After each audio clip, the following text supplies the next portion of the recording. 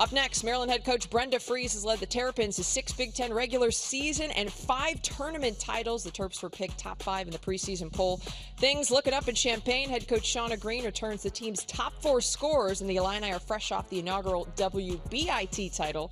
Head coach Katie Gearlds brings some big-time talent to West Lafayette. The reigning 2-time NAIA National Player of the Year, Ella Collier, joins the Boilers, so a lot to be excited about with all 3 of these programs.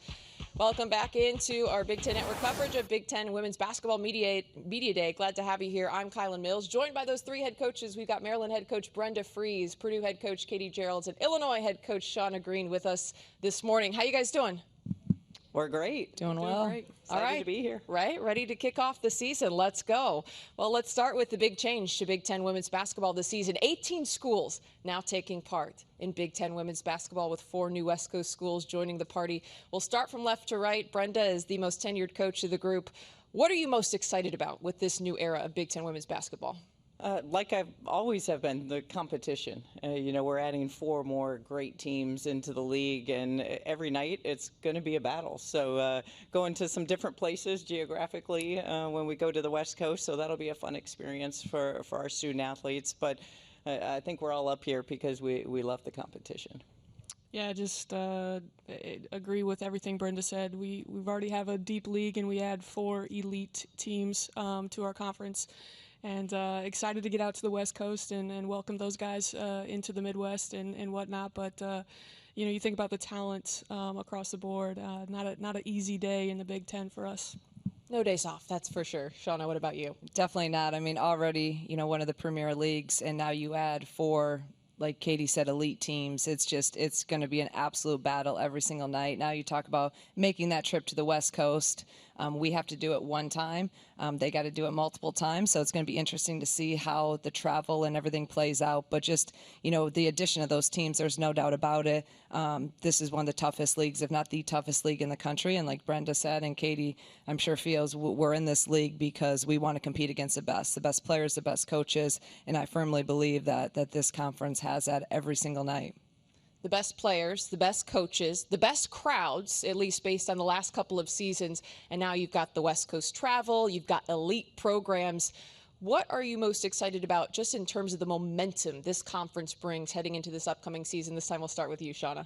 I mean, this conference, every place you go, it's such a tough environment to play. And that's what's, I think, the game changer with the Big Ten. And for being in it for 2 years, it's so hard. Obviously, you're going on the road to play a really good team, but now you got to combat the atmosphere. And from 10,000 to, 16,000, whatever it is, it's just so hard. So you add an atmosphere, you add in, elite players and coaches. Like I said, it's an absolute gauntlet of a schedule. Yeah, it's fun, right? Like every day you're going into somebody's arena, or you're having a home game, and records are being broken, attendance records are being broken, sellout crowds, the team talent, the individual talent, where our game is going right now. We're just excited I'm excited, and I'm sure all of us are, just to be a part of it, and to see young women get the opportunity that they have now. We're at an amazing time right now with women's basketball, and you see these arenas, being sold out, and all the eyes that are on us. And obviously these arenas, every time you go into one, it's going to be a difficult environment. I think what makes it unique this season is that every game, just the importance of it, you're only playing each other once, except for the one partner that you have. So it's going to feel like the NCAA tournament every night, because that's going to matter when you talk about later in March of your tiebreakers and who's beat each other. So it's going to be fun to watch. You talk about the importance of every single game. You got to manage travel in the Big Ten schedule. You also throw in the non-conference schedule. And Brenda, you traditionally have a very, very difficult schedule at Maryland. I know that does pay dividends when it comes to the net, but again, it's a long, grueling season. What do you prioritize when you are creating with your staff that non-conference slate? Well, I think the biggest priority is you do want to find that balance, because you've got to find those rotations in your roster. But for us, we also don't, we want to be prepared when we go into conference play. So, for us to be able to bring in, as many NCAA tournament teams that we're going to face, with Duke coming in and heading up to Syracuse, playing Texas over Martin Luther King weekend. So all those games are in preparation to really help us when we come into Big Ten play. Yeah, same. We're in a position where we're not quite where these guys are, but we want to get there, and we want to get Purdue back to the top of the Big Ten where it once was. And you don't know where you are unless you play those teams. Obviously, every night in the Big Ten is going to be a battle. But second game of the season, Notre Dame's coming into town. We've got Kentucky on roster. I think Kenny's going to do a great job there. So, and then we get to play the defending champ, South Carolina, down in Fort Myers. So I'm excited about the opportunities we have to hopefully prepare us for when we kick things off against these guys in December. I think it was Terry Morin who said earlier today, iron sharpens iron, right? So you look at the non-con, you look at the conference schedule. Shauna, what about you? How do you go about shaping that non-conference slate?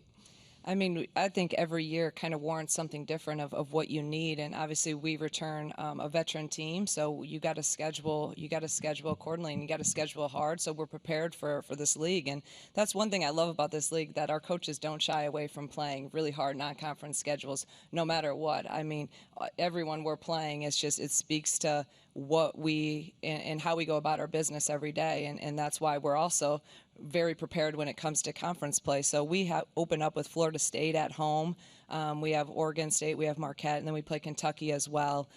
So I'm excited about bringing some top teams into State Farm Center, which we have not had in my first 2 years. We've kind of had to go places to have some of those ranked teams come in. So I think that, we have a really tough non-conference schedule, but we need that. And we need that because, like Brenda said, every game in this league matters, and you can't drop a game you're not supposed to, and you got to take care of your home games. It's just a whole nother level when you get to conference play. In order to build the best conference, you have to bring in the best players, and recruiting has changed so much in the last couple of years. You got the transfer portal and name, image, and likeness affecting everything you guys do. I want to start with the transfer portal. For example, with you, Katie, you bring in a player from another level, and I'm always curious to find out as coaches, like, how do you evaluate that player's skill set translating from, for example, NAIA into Big Ten, very physical, very competitive basketball at the highest level? Yeah, being someone who coached at the NAI level, Ella was the last recruit that I brought in actually to Marion. And, basketball translates, shooting translates, and that's one thing the kid can do. Obviously, the game is faster and stronger, and young women are just bigger at every position, longer at every position. But if you can play basketball, you can play basketball. And I find that so far so good. I think it's translated pretty well. Fair enough. Brenda, you're nodding your head. Just kind of curious, what's your evaluation process when it comes to the transfer portal? Are you typically leaning into players you got to know during their high school career, or is it just that complete speed dating process, as it's been described to me by some coaches, in terms of calling someone up, hey, we got to get to know each other in the next 2 weeks? Yeah, you stole my word. Absolutely, speed dating. I think for your culture, and Katie just spoke of it, when you have a prior relationship and a dynamic, that helps.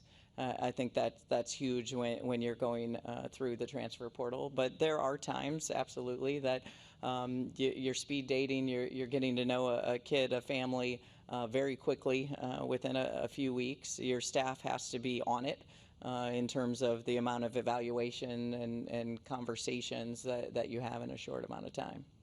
Shauna, coming in as a coach who was new to Illinois just a couple seasons ago, you're trying to build your program. How much are you looking to bring in players you can develop versus, hey, I need experience and I need to look to the portal to find that and put that on my roster? Yeah, when we took over, we had to build a whole roster because we only had 5 returners. So we actually went the route. We had a couple players that came with us from Dayton and a couple of kids that we had recruited the first time around at Dayton that told us no and went to other schools. And then they came back. And so we built it that way. And then the last 2 years, we've really addressed needs through the portal. We have not recruited solely with the portal. But we've also remained a core group that's been here. So we want to do a mixture of both. We're going to look for the portal to fill needs, but we still believe in recruiting high school kids, really good high school kids, and then developing them and having them in a program and a system for 4 years. And I think that's where we've had success, both at Dayton and now here at Illinois. And also, I always say this, I don't know if it makes me a good or a bad recruiter, but we've lost a lot the first time, and then we've gotten them back the second time. So we've had relationships with those players that we typically get from the portal, and so you really know who they are, know what they're about, and I think that fits our culture. It all comes full circle. They say no once, but they come back around the second time around. That is. One other question I want to follow up with you about specifically is managing your roster in the era of extra COVID eligibility. For example, you this year had 3 of your star players who decided after the season wrapped up, hey, we do want to come back. And I know in talking to coaches, that can be a huge challenge when you've got freshmen coming in, other players who are transferring in, expecting to play. You've got to manage numbers. You've got to manage playing time. How do you go about navigating that process? I think that comes down to the culture and the relationships that we've tried to build, and it's about the team, and we all have a common goal. We want to win, and we want to win at a high level. So we kind of had an idea that those 3 would be coming back, and our freshmen last year grew and got better, and they stayed. And I think that's the important thing. If you can keep people in your culture and in your team and just continue to develop them, that's when you can have those senior leaders and that veteran group that can kind of pass the torch down of your culture. And that's where something that's really important to us. Now our freshmen and our sophomores this year get to look at our senior 5th year and regular seniors and see this is how you lead, this is how you go about the standards at Illinois and how we go about our business every single day. And that's where it can start passing down and where it can have sustained success, which is what we're trying to do here. It sounds a lot like the buy-in is a big factor because you've got to have those freshmen and sophomores who are bought in and willing to say, hey, we'll wait our turn. Yes. We're going to stay. We believe in the vision. We know our time is coming. Katie, curious, same thing from you. Just how do you try to manage the roster in this era of post-COVID where players may come back for 5th years? Yeah, I think Shauna hit it exactly on point. You build this culture that young people want to be around, and I think we've got a pretty good example in Matt Painter and what he does at Purdue, and how those guys just regularly come back, and his culture of, he doesn't have one and dones or 2 and dones, like it's 3 years, 4 years player. They get to the national championship game with Zach coming back. Matt's great. I get to go into his office and chat with him and or sit on the lake and talk together. But got a pretty good resource in Coach Painter there, and would love to emulate what he's doing. Yeah, I think it continues to come down to relationships, conversations, communication, so you're able to manage your roster. I will say I'm glad after this year, the COVID year is out of the window, right. So we know what legitimate rosters, and we're not seeing these 6th and 7th year seniors that are out there. I'm all for it, but it's nice that you'll actually kind of have a better idea of rosters as you're moving forward. Fair enough. Something we continue to talk about as we inch closer to the season is just the excitement, the momentum, the crowds for women's basketball. My question to each of you is, how do we now take it a step forward this year? How do we keep that momentum going and ramp it up a notch? I think you continue to, produce great, product, great teams on the floor. I think our marketing departments now are all next level, doing a phenomenal job. People are watching the games. We're on television. The exposure is there. But at the end of the day, you have to continue to have great talent. And I think when you look across the board at all these rosters in the Big Ten, everybody has done their job through the recruiting process. So, that bodes well for all the fans that are putting their eyes on these teams. Yeah, exactly that. You've got to have good talent and good product on the floor to be watched. I think we're in a position where everybody's doing their job for us, and now it's our job to continue to do it and to elevate our game. I think we are headed in the right direction. I think I think the WNBA fed off of the college season and the numbers that they're having right now. Now in the playoffs, it's been incredible, and I think we've got some really, really good players. I always challenge my buddies, like, hey, come watch once, and then you're going to want to bring your buddy again, because it's, I said it before, like, women can hoop. Shauna, what about you? But that is a pretty good ending point. Women can hoop. I don't know if I should say anything more after that. Same thing. No one wants to come watch boring basketball. No one wants to come watch, they want to watch winners. They want to watch an exciting brand. They want to watch teams get up and down the floor, and that's just what people want to see. And I think that's where it's getting to now. And the talent across the board is just unbelievable. Every team in this league has players that are really fun to watch and systems that are really fun to watch. So I think we're just going to keep on growing this, and it's a moment, but I think we just got to continue to make this just the standard of what women's basketball is. Women can hoop, folks. You heard it here first on the Big Ten Network. Well, Shauna, Katie, Brenda, really appreciate the time. Best of luck this season. And you'll be back on the desk later, so don't go too far. Thank you. Thank you. Thank you.